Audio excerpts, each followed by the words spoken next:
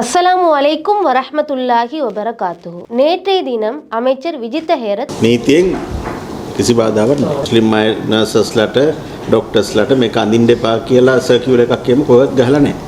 முஸ்லிம் தாதியர்கள் தமது கடமைகளை நிறைவேற்றும் போது தமது கலாச்சாரத்தை பாதுகாக்கும் வகையில் ஆடைகளை அணிவதில் எந்தவித சட்ட தடையும் இல்லை என்பதாகும். சில முஸ்லிம்கள் என்ன நினைச்சு கொண்டிருக்கிறாங்கன்னு சொன்னா, இந்த அரசாங்கத்துல தான் முஸ்லிம் பெண்கள் இஸ்லாமிய ஆடையோட கடமையாற்ற முடியும் என்ற அனுமதி கிடைச்சதாக நினைச்சு கொண்டு இருக்கிறாங்க. இது ஒரு சந்தோஷமான விஷயம் என்றாலும் அது உண்மைத்தன்மை எடுத்து பார்த்தவன் சொன்னா, முஸ்லிம் பெண்கள் அவர்களுடைய இஸ்லாமிய ஆடையில் கடமையாற்றுவது இலங்கை அரசியல் சட்டத்துல அதுக்கு எந்த ஒரு தடையும் இல்லைன்ற அந்த விஷயம் ஏற்கனவே ஒரு பேசப்பட்ட ஒரு விடயமாக இருக்குது. இது ஒரு அடிப்படை உரிமையாகவும் இலங்கை அரசியல் யாப்புல பதிவு செய்யப்பட்டிருக்கு. மறைந்த முன்னாள் அமைச்சர் அஷ்ரப் அவர்களும் அவருடைய பாராளுமன்ற உரையில பெண் தாதியர்கள் இஸ்லாமிய ஆடையில் தங்களுடைய பணிகளை நிறைவேற்றலாம் என்பதற்கு எந்த ஒரு தடையும் இல்லை என்பதை பற்றி பேசியுள்ளார். அஷ்ரஃபின் பார்லிமெண்ட் என்ற அந்த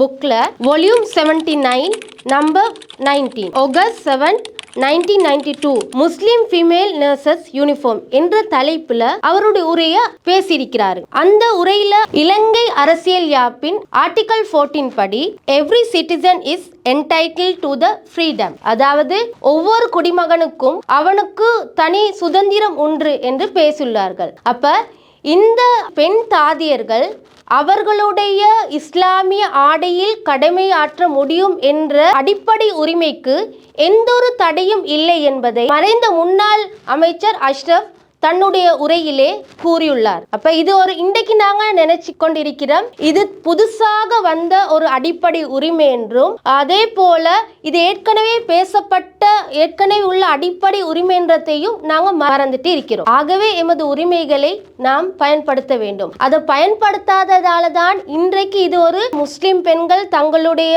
கடமை நேரத்தில் இஸ்லாமிய ஆடையோடு பணியாற்றலாம் என்ற ஒரு விஷயத்தை தெரியாதவங்களா மறந்தவங்களா காணப்படுறோம். அதே நேரம் இந்த உரிமையை பயன்படுத்த வேண்டும். இந்த உரிமைகள் மீறப்படுகின்ற போது ஜனநாயக ரீதியாக நாம் போராடவும் முடியும் என்பதை கூறிக்கொள்கின்றேன். அஸ்ஸலாமு அலைக்கும் வரஹ்மத்துல்லாஹி வபரகாத்துஹு.